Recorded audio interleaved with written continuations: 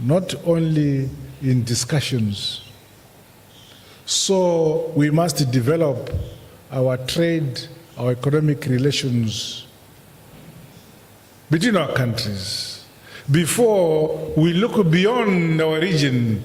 That which we can do ourselves as a region, we must make sure we exploit to the advantage of our people. May I thank you again, President Nyusi and your comrades, for extending an invitation to me to pay a state visit to a great country.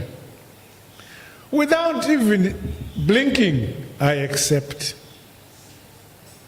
I'm more than ready to fulfill this fixture, which deserves to be reciprocated by yourself, my brother, giving a similar gesture and paying a state visit to your sister Republic, Zimbabwe.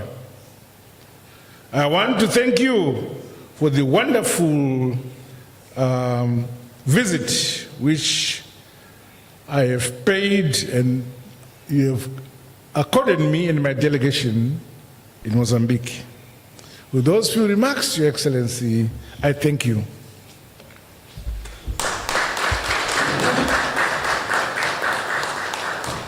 May I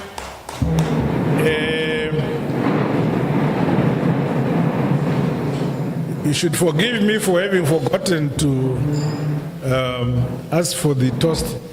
I'm a villager, and former President Gebuza can assure you, he once came to Zimbabwe looking for me. He couldn't find me in town, so he followed me in Jombe, in the countryside, and they found me sitting on a log in the bush. I'm still that villager, but may we become civilized and raise our glasses for a toast to the good relations and the consolidation of our relations between Zimbabwe and Mozambique.